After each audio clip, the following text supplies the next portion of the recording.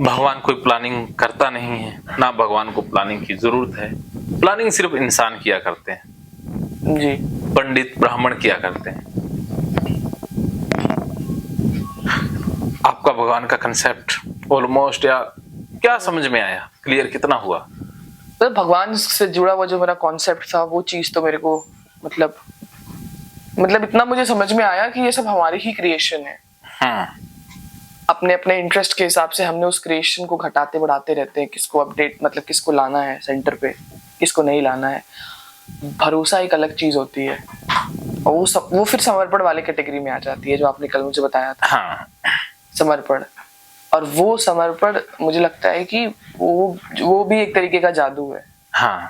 लेकिन ये जो वो समर्पण, वो उस देवता की चलो मूर्ति के माध्यम से उस देवता के प्रति समर्पित हो गए, तो परिवर्तन तो होना ही है ना। समर्पित हो गए जी, क्योंकि जब समर्पित हो जाएंगे तो बहुत सारी चीजें दिमाग से अपने आप वो कर्तापन हट जाएगा ना, कर्तापन हट जाएगा, तो अपने आप उस तरीके से चीजें होने लगेंगी। वो ऑटोमेशन में आने लग जाती हैं कुछ चीजें जी। अब फिर वो जो भी कराए वो मंजूर रहता है। एक्सेप्टेंस ज्यादा आ जाती है, ज्यादा आ जाती है। तो मतलब तो अपने अपने इंटरेस्ट के हिसाब से तो साइकोलॉजिकली अच्छा रहा ना ये कॉन्सेप्ट भगवान का बनाना, बिल्कुल क्योंकि अच्छा साइकोलॉजिकल फिर ब्राह्मणों ने भगवान के मंदिर जहां से फ्रेंचाइज कि वहां जाओ, ये मंदिर है यहाँ पूजा करो तो भगवान सुनते हैं। तो लोगों को कुछ चाहिए ना माध्यम। मूर्ति पूजा शुरू में नहीं थी, पहले निर्गुण भगवान की पूजा।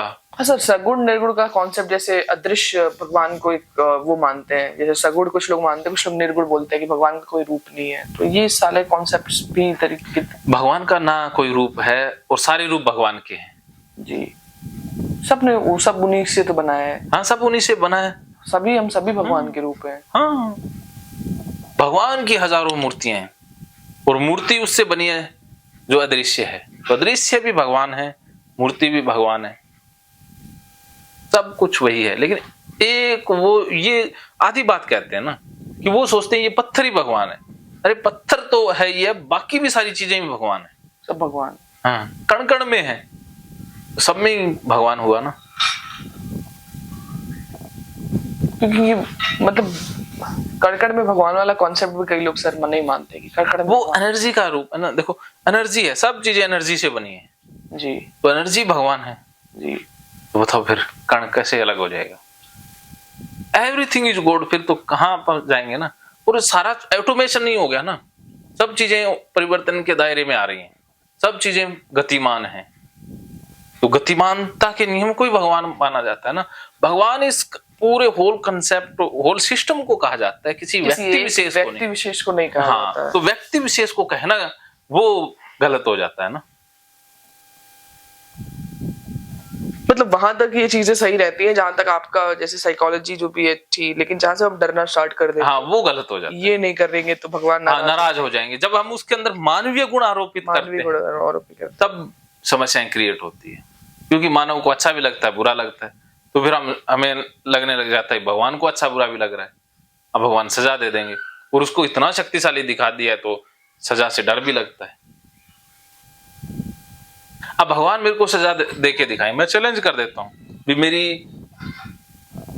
ये उंगली है, ये काट के दिखा दे, या मेरी 5 उंगलियां करके दिखा दे, 6 उंगलियां करके दिखा दे, माने ना कोई कर सकता है। तो अब ये क्या, अभी मेरे कोई बीमारी आ जाएगी, ये तो नॉर्मल प्रोबेबिलिटी है। वो करके दिखाए ना जो प्रोबेबिलिटी से बाहर हो, उसके लिए तो कुछ मुश्किल है ही नहीं। उसके लिए तो कुछ भी मुश्किल नहीं है। तो मुश्किल नहीं है तो उसके लिए फिर कुछ भी करना है। मेरे अब बाल हैं, मेरे बाल सफेद कर दे सारे 6 महीने में, जो कि प्रोबेबिलिटी के नियम में आता है, लेकिन फिर भी कर दे। हाँ, फिर भी कर दे। या काले हैं उसके सारे सफेद कर दें, जो कि प्रोबेबिलिटी के नियम से बाहर हो जाता है। काले मतलब जिसके अब बूढ़ा है 70 साल का, उसके काले नहीं हो पाएंगे। हाँ, तो उसका काला कर दे। हाँ, उसका काला कर दे। अब मेरे ये दांत हैं, चलो ये प्रोबेबिलिटी के नियम से बाहर है जी। जब मेरी जाड़ खराब हुई, निकलवा दी, इस जाड़ को लाके दिखा दे, जो कि प्रोबेबिलिटी के नियम में नहीं आता, क्योंकि जाड़े एक बार चली जाए तो वो शरीर क्रिएट नहीं कर सकता। जाड़े मतलब जॉज, ये दांत बड़े वाले। अच्छा, ये दांत। हाँ, ओके ओके। हाँ। तो मतलब ये सारी चीजें फिर दोबारा नहीं हो सकती है। हाँ, आर्टिफिशियल तो हो ही सकती है। आर्टिफिशियल तो लगा ही सकते हैं, लेकिन इस तरीके से तो नहीं लगा सकते ना। हाँ, उग जाए जैसे बच्चों की उगती हैं जी, हाँ। ऐसे नहीं उगेगी। हाँ,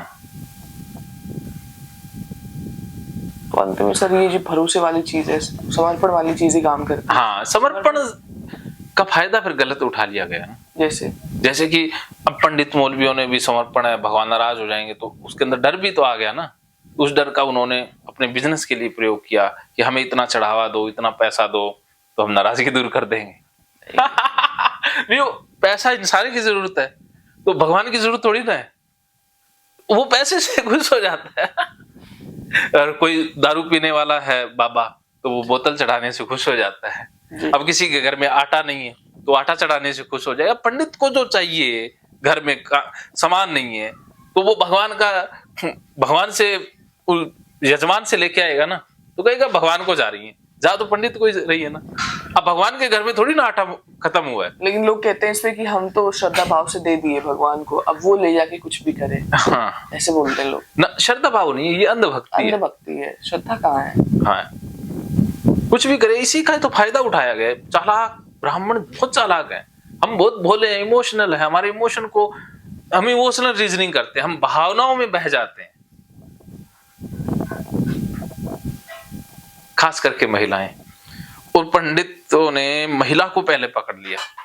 अब मेरे जैसा पति है जो किसी भी सूरत में काबू आ ही नहीं सकता, लेकिन अगर महिला को पकड़ लिया तो मेरे जैसे भी काबू में आ जाएंगे।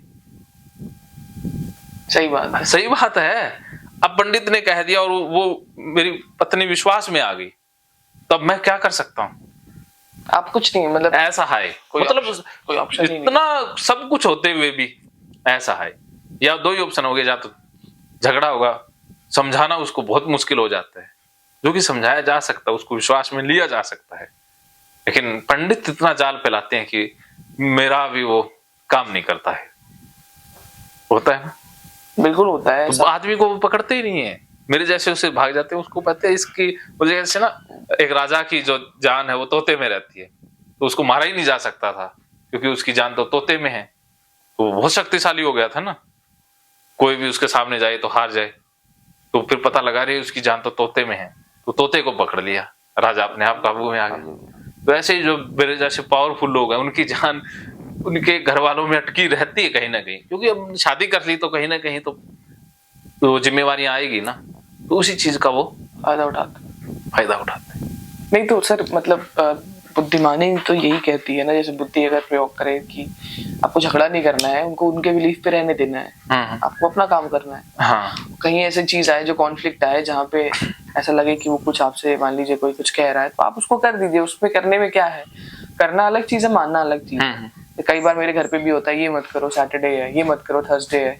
पहले मैं बहुत झुला था यार। हाँ, ये तो अच्छा है ना, झगड़े से आप बच गए। पहले बस कॉन्फ्लिक्ट से आप बचे रहिए। हाँ, बस इतना ही, ये तो नहीं करेंगे, बात खत्म। बाथरूम में जाके आप कर लिए, नहा लिए, तो इसके बचा जा सकता है। वहां पे ये नहीं, मतलब एक लोग कहते हैं ना कि एक बड़ा गलत सा कॉन्सेप्ट है सर, क्योंकि जब हम कृष्ण के बारे में जानते हैं तो ये सारे कॉन्सेप्ट खत्म हो जाते हैं। जैसे जो लोग कहते हैं कि ये बिल्कुल एक जुबान के पक्के हैं, ये सर बड़ा गलत चीज है। ये बहुत मूर्ख वाली बात, अगर एक जुबान के पक्के रहेंगे तब तो ना, ये भरोसे तक तो ठीक है कि ना, एक जुबान के पक्के कभी ना रहो।